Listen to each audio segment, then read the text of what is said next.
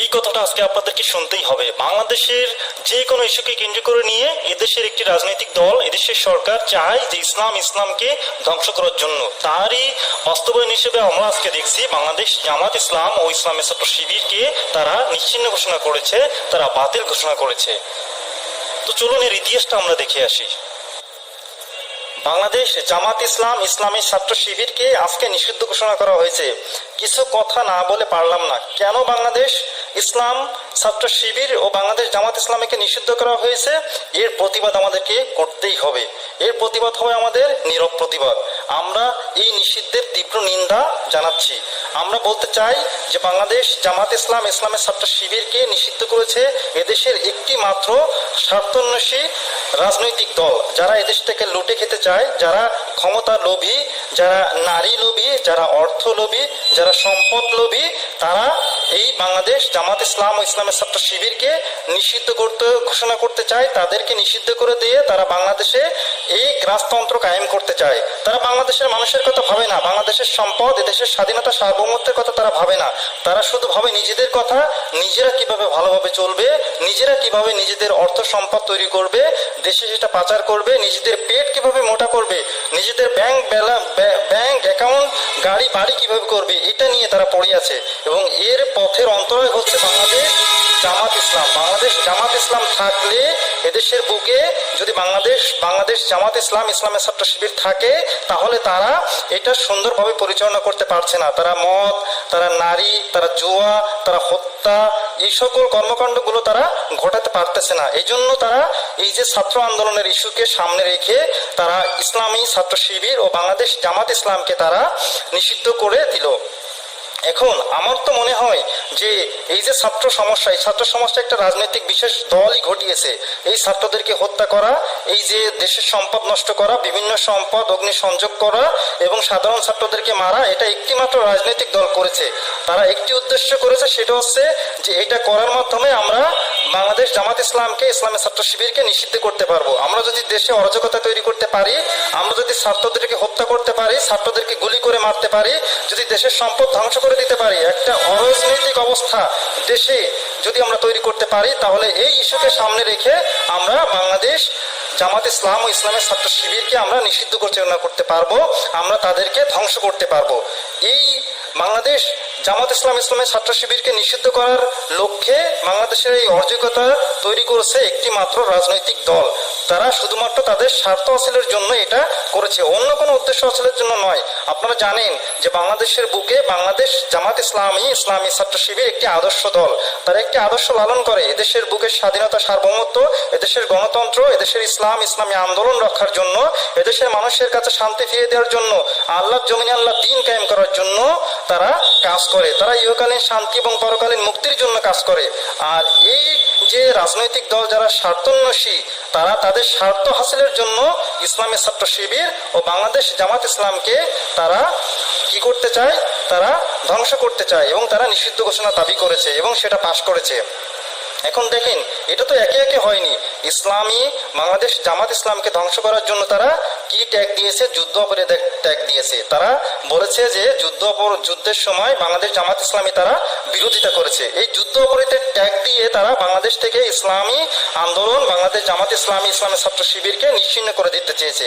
দেখেন, বাংলাদেশ জামাত ইসলামের সব থেকে কেন্দ্রীয় নেতাগুলোকে তারা ফাঁসি দিয়েছে। কি দিয়ে ফাঁসি দিয়েছে? তাদেরকে ট্যাগ দিয়েছে তারা যুদ্ধ অপরাধী।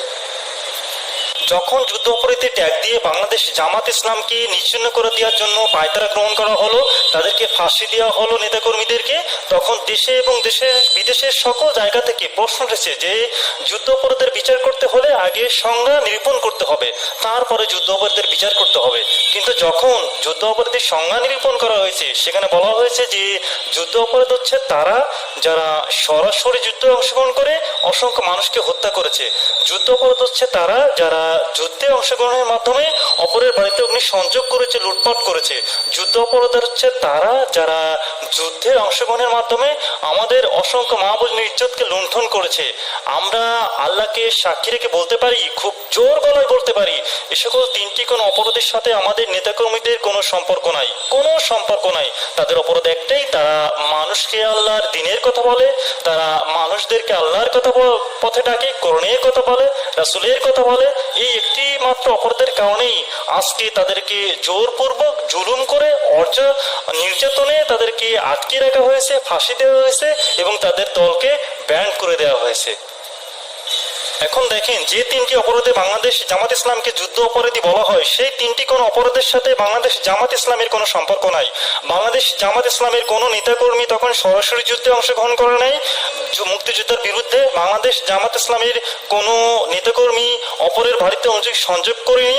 বাংলাদেশ জামাত ইসলামের কোনো নেতাকর্মী আমাদের অসংখ্য মা বোনের ইজ্জতকে যে লুণ্ঠন করার অভিযোগ করা হয়, সেটা একজনেরও করেনি। তাহলে কেন বাংলাদেশ জামাত ইসলামকে নিষিদ্ধ করার ঘোষণা করা হবে, তাদেরকে ফাঁসি দিয়ে নিশ্চিহ্ন করে দেওয়া হবে? একটি মাত্র কারণ, আল্লাহর জমিনে তারা আল্লাহর দ্বীনকে বাস্তবায়ন করতে চায়। আর আল্লাহর দ্বীন যদি বাস্তবায়ন হয়ে যায়, তাহলে বাতিল শক্তি কখনো মাথাচাপা দিয়ে দাঁড়াতে পারবে না। তাদের পেট কখনো অপশক্তি দিয়ে, অপঅর্থ দিয়ে তারা ভরতে পারবে না। এই জন্য তারা সবসময় চায় যে বাংলাদেশের বুক থেকে ইসলামিক যে ধারক, যে বাহক, যারা ইসলামের কথা বলে, ইসলামের রাষ্ট্র কায়েম করতে চায়, তাদেরকে নিশ্চিহ্ন করতে হবে। তার এজেন্ডা হিসেবে আজকে বাংলাদেশ জামাত ইসলাম, ইসলামের ছাত্র শিবিরকে তারা নিষিদ্ধ ঘোষণা করলো। এখন দেখেন, স্বাধীনতার পরবর্তী সময়ে 1972 সালে সিমলা চুক্তির মাধ্যমে, দ্বৈতশিক মিটিং এর মাধ্যমে 73 সালে যে 195 জনকে যুদ্ধ অপরাধী হিসেবে চিহ্নিত করা হয়েছিল, তারা ছিল কারা? তারা ম্যাক্সিমাম সকলেই ছিল পাকিস্তানের সেনাবাহিনীর সদস্য।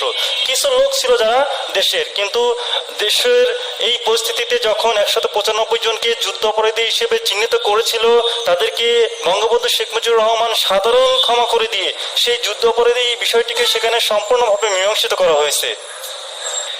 এই যে দেখেন, স্বাধীনতার এত পরবর্তী সময়ে এসে সেই মীমাংসিত ইস্যুকে কেন্দ্র করে নিয়ে, আবারও সেই মীমাংসিত ইস্যুকে কেন্দ্র করে নিয়ে আমাদের নেতাকর্মীদেরকে আটকে রাখা, তাদেরকে ফাঁসি দেওয়া, দল নিষিদ্ধ করার একটি মাত্র কারণ ইসলামী আন্দোলনকে নিশ্চিহ্ন করে দেওয়া, ইসলামী আন্দোলনের এই গণজোয়ারকে রুখে দেওয়া, আল্লাহ জমিনে আল্লাহ দ্বীন কায়েমের পথে অন্তরায় সৃষ্টি করা এবং এই যে ইসলামী সমাজ বিনির্মাণের যে কাজ বাংলাদেশে চলছে, সেই কাজকে বন্ধ করে দেওয়া। কিন্তু আমরা বলতে চাই, ইতিহাস সাক্ষী, ইসলামের ইতিহাস সাক্ষী, ইসলামী আন্দোলন সাক্ষী, আল্লাহ রাসূলের জামানায়ও ইসলাম বিরোধী হাজার হাজার শক্তিগুলো ইসলামী আন্দোলনকে নির্মূল করতে এসেছিল, ইসলামী আন্দোলনের অগ্রযাত্রাকে নিশ্চিহ্ন করতে এসেছিল, তারা আল্লাহ রাসূলকে হত্যা করতে এসেছিল।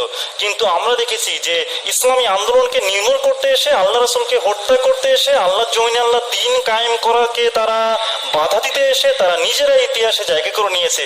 তাই আজকেও আমরা সেই একইভাবে বলতে চাই, সেই নমরুদ, সেই ফেরাউন, যে সেই আবুল আহব, আবু জেহেলের উত্তরসূরি হিসেবে বর্তমান সরকারও যদি আবারও সেই ভুল ধারণা করে ইসলামী আন্দোলনকে নির্মূল করতে আসে, ইসলামী আন্দোলনের অগ্রযাত্রাকে বন্ধ করতে আসে, তাহলে আবু জেহেল, আবুল আহবের যে পরিণতি হয়েছিল, বর্তমান সরকারও সেই পরিণতি হবে ইনশাআল্লাহ।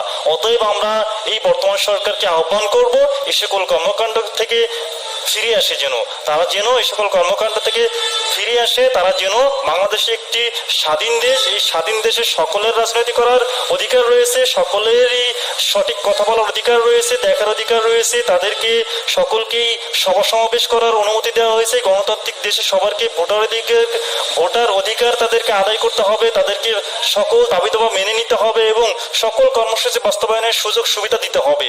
তাই আমরা আজকে আহ্বান করছি, এই যে ন্যাক্কারজনক কাণ্ড, বাংলাদেশ জামাত ইসলাম, ইসলামের ছাত্র শিবিরকে যে নিষিদ্ধ করে দেওয়ার দাবি, এই দাবির তীব্র নিন্দা জানাচ্ছি এবং এই সকল কর্মকাণ্ড থেকে জাতির কাছে ক্ষমা চেয়ে সকল সমস্যার সমাধানের জন্য আমরা এই সরকারকে আহ্বান করছি।